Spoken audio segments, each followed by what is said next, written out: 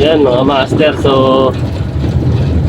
punta ako ngayon ng Las Marinas Bayan. Yan, so nag-chat kasi sa akin yung customer natin, so meron daw siyang ipapagawa. So hindi ko pa alam kung ano yung ipapagawa niya, kaya puntahan natin. So check natin kung ano yung ipapagawa niya, para at least bago tayo magsimula, kung ano man yung ipapagawa niya, alam na natin yung mga gamit na dadalhin natin. Pero syempre dinala ko pa rin yung assorted hand tools ko. So just in case na aircon man, electrical man, so ready tayo mga master. So dala ka rin yung ano ko, yung kilometer ko mga master, para in case of immediate check-up ang kailangan, so meron tayong pang check. So, mahirap kasi yung pupunta tayo, wala tayong gamit, so hindi natin ma-check. So hindi rin natin mare-recommend kung ano man yung dapat i-recommend kung hindi natin ma-check. So sayang naman yung punta ko kung halimbawang bukas ko pa siya i-check. Dami mong daldal naman, sige na! Yan, preventive maintenance tayo mga master ng aircon. Split type, cassette type to mga master, lahat yan. So 31 unit yan. Sana all. Yan, hanggang dun. So andun si Master Gary sa taas, naglilinis siya.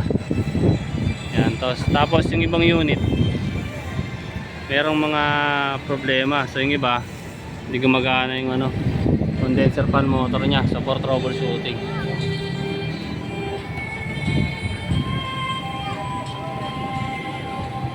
So balik ta rin ko yung camera. So lahat ng indoor naman okay na, tapos na. Ayan mga master oh. So ayun, hindi gumagana. AC number 6, tapos AC number 10, AC number 13, 14. Tapos yung 12, mabagal yung ano niya, condenser fan motor. So ito trouble natin yan kung anong problema. So bago yun, so kailangan malinis muna lahat bago natin i-check yan mga master.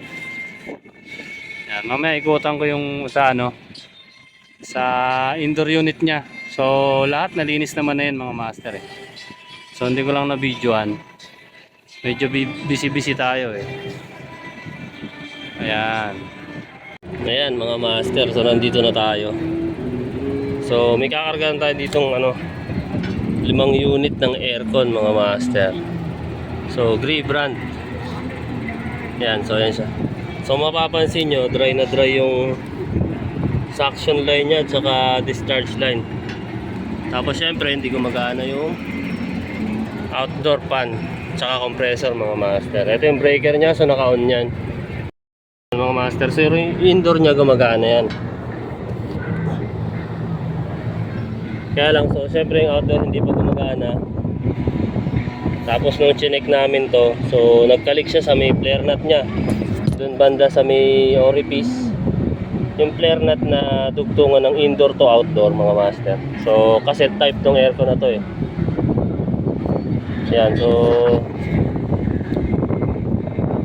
5 unit. So ito pa yung isang unit, pakita ko sa inyo. Yan, so ito pa yung isang unit mga master. Ayan, so dry na dry kasi yung suction line nya at saka discharge line nya. Ayan mga master oh. So dry na dry siya. So wala siyang, hindi visible sa kanya yung langis o yung leak dito sa labas. Dahil more on nag-leak siya dun sa may flare nut niya sa loob. Maigpit naman siya nung kinabit, kaya lang sa vibration tsaka sa laki kasi ng area, so yung compressor natin o yung unit natin tuloy-tuloy maghapon. Siyempre halos wala siyang pahinga, nahihirapan na siya. Kaya yan, so compare natin dito sa katabi. Ito, lapit tayo dito sa katabi.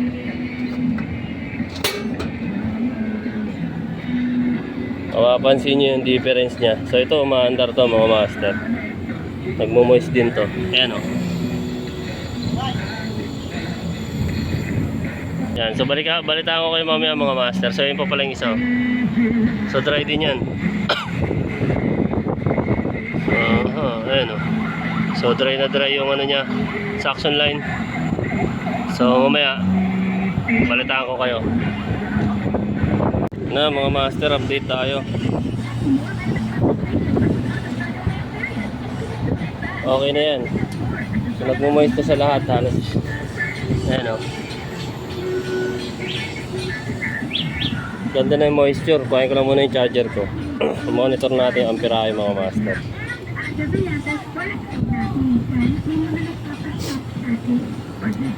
Ayan o.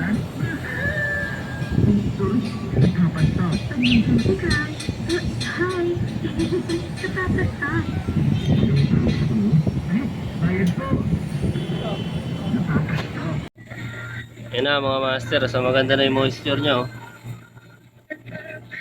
So ibig sabihin niya malamig na sa loob. Kasi ito yung amperahe. 17.16 pa lang yan mga master. Tapos yung rated current natin 23 amperes to. So ibig sabihin maganda na yung kondisyon ng lamig niya sa loob. Tapos okay na yung amperahe natin dito. May nag-iilusyon pala kayo eh. Sa mababang amperahe, maganda na kondisyon niya. Ibig sabihin working good yung compressor natin mga master yan. So videoan ko sa baba yung mga hindi gumagana na nakaraan. So lahat gumagana na to.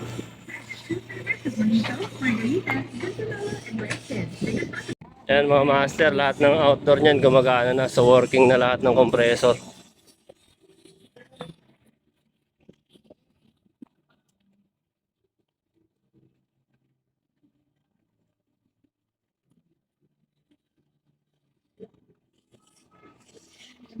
Sarado mo na kaya?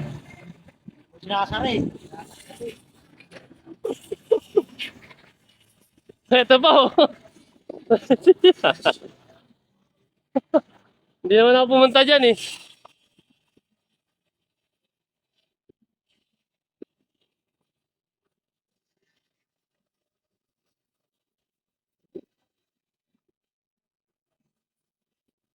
Stay. Kape ka muna.